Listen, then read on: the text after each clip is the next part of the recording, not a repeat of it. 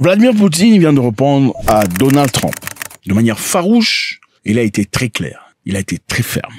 Poutine, pas très grand de taille, mais très grand d'esprit, manifestement, n'a pas peur. Monsieur Donald Trump a fait un discours devant la presse, vous savez, disant qu'il donnait pas un ultimatum, mais exigeait à ce que monsieur Poutine vienne à la table et discute avec Zelensky pour trouver des solutions par rapport à la guerre. Qu'il était de l'intérêt de la Russie. En fait, il était en train de faire faveur. Il disait, je suis en train de faire faveur à Poutine. Parce qu'il est en train de mal gérer la Russie. Il est en train de détruire la Russie. Il est temps pour lui de venir à la table et de trouver des solutions avec Zelensky, d'arrêter cette guerre. Zelensky veut conclure un accord. Je ne sais pas si c'est ce que veut Poutine. Peut-être pas. Mais il le devrait. Je pense qu'il détruit la Russie en ne concluant pas d'accord. Je pense que la Russie va avoir de gros problèmes. Il suffit de jeter un coup d'œil à son économie et à l'inflation. J'espère donc que je m'entendrai très bien avec lui. Et j'espère qu'il voudra conclure un accord. Sinon. Et le sinon, là, c'est ce qui dérange. Vous savez, il y a des gens comme moi, des gens comme moi. Je peux avoir tort. Tu me dis d'arrêter, mais si tu rajoutes un sinon derrière, je pense qu'on aura un sérieux problème. Arrête, parce que ça me fait mal. Ok, je suis désolé. Arrête parce que ça ne sonne pas bien. Ok. Arrête parce que, avec la considération qu'on a pour toi, tu vois. Arrête sinon. Moi, je voudrais savoir le sinon là, c'est quoi? Le sinon là, c'est-à-dire quoi? Et c'est vrai, la Russie a aussi répliqué.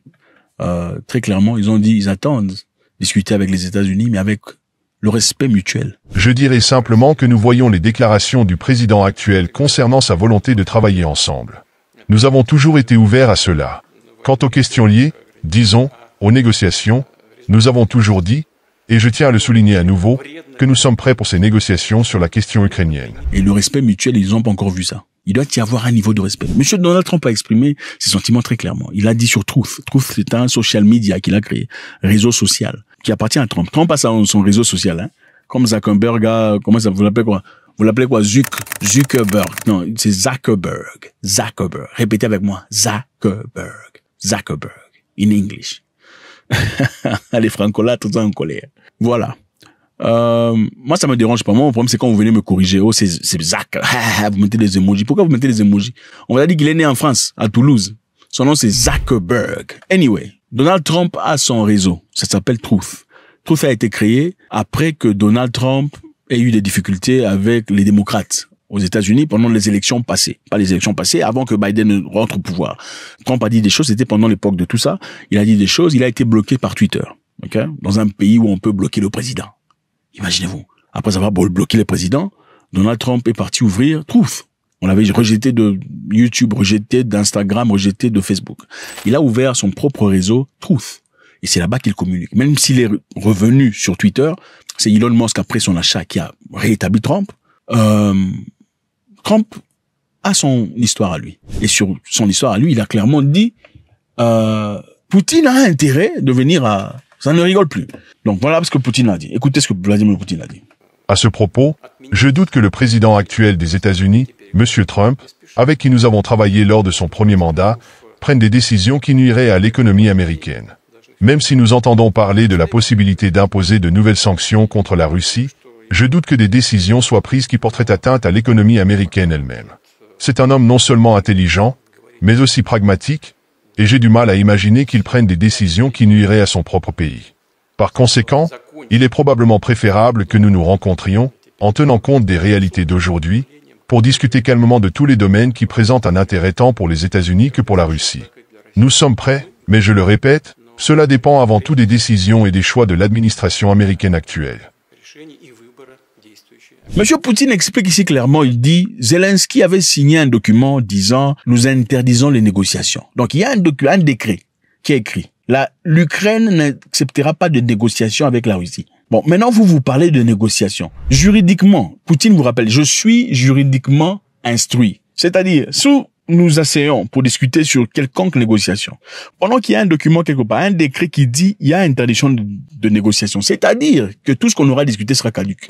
Donc, je ne peux pas accepter ça. Avant qu'on arrive sur cette conversation, il est important que monsieur Zelensky annule d'abord le document qu'il a écrit dans le passé, disant qu'il n'y aura pas de négociation entre l'Ukraine et la Russie. Si après avoir annulé cela, évidemment, ça sera la marche de la honte pour Zelensky, chose qui est très difficile pour lui d'accepter à ce moment-ci. Après avoir annulé ces documents, alors là, on peut parler de négociations. Mais nous sommes prêts. Nous sommes prêts à discuter. Et j'espère que M. Trump garde la même mentalité dont il avait à la première occasion. Donc, M. Poutine est en train de jouer à un jeu diplomatique de haut niveau. M. Trump fait de la brutalité, la pression. C'est sa stratégie. Il vous met la pression pour vous intimider. Et son intimidation n'est pas toujours fausse. Parce que quand Trump a dit qu'il allait bombarder la Syrie, il l'a fait. Trump ne rigole pas. Quand il dit je veux bombarder, il bombarde. Il en est capable. Mais là, Poutine dit, nous sommes prêts à discuter, sans se justifier. Il est prêt à discuter. Mais avant de discuter, le décret a été annulé. Suivant. Disons, aux négociations, nous avons toujours dit, et je tiens à le souligner à nouveau, que nous sommes prêts pour ces négociations sur la question ukrainienne. Cependant, il y a des points qui nécessitent une attention particulière. Par exemple, le chef actuel du régime de Kiev, lorsqu'il était encore un chef d'État relativement légitime, a signé un décret interdisant toute négociation. Comment pouvons-nous établir des négociations si elles sont interdites? En ce moment, nous sommes dans les murs de l'université de Moscou. Par ma formation de base, comme vous le savez, je suis juriste, diplômé de la faculté de droit de l'université de Saint-Pétersbourg, ou plutôt de l'université de Leningrad à l'époque. Je peux vous dire que si des négociations commencent dans le cadre du système juridique actuel, elles seront, techniquement parlant, illégitimes. Cela signifie que les résultats de ces négociations pourraient également être déclarés illégitimes. Le régime actuel de Kiev reçoit volontiers des centaines de milliards de ses sponsors, excusez l'expression familière. Pour la simplicité des expressions populaires, comme on dit chez nous, ils dévorent avec plaisir ces centaines de milliards en échange de promesses, mais ils n'ont aucune hâte à suivre les instructions de leurs sponsors. Et nous savons qu'il y a de telles instructions. Ils ne se précipitent pas non plus pour annuler le décret interdisant les négociations. Mais je pense qu'en fin de compte, ceux qui financent tout cela devront les forcer à le faire, et je pense qu'ils n'auront pas d'autre choix que de le faire. Cependant, tant que ce décret n'est pas annulé, il est difficile de parler de la possibilité de commencer, et surtout de mener à bien, ces négociations de manière appropriée. Certes, on peut évoquer certaines prémices, mais parler de négociations sérieuses dans les conditions où la partie ukrainienne interdit de telles discussions est très compliqué. Ça, c'est une façon de dire que la Russie n'a pas peur des sanctions. Okay? Nous avons déjà été sanctionnés. D'ailleurs, ça n'est pas aujourd'hui que ça commence. Déjà, M. Trump nous avait déjà sanctionnés même avant que M. Biden ne vienne au pouvoir. On avait déjà été sanctionnés sur le plan économique. Donc, ce ne sont pas les sanctions qui nous intimident. Nous avons envie de discuter. Mais, ça doit être respectueux. Secondo, il faudrait que M. Zelensky annule le décret qu'il a signé. Il est bien connu que Trump, en tant que président, avait également imposé un grand nombre de restrictions et de sanctions contre la Russie, plus que jamais auparavant. Je ne pense pas que ces décisions correspondaient aux intérêts non seulement de la Russie, mais aussi des États-Unis eux-mêmes. Faites-moi savoir ce que vous en pensez, c'est toujours avec beaucoup de plaisir. Vos commentaires sont très nécessaires.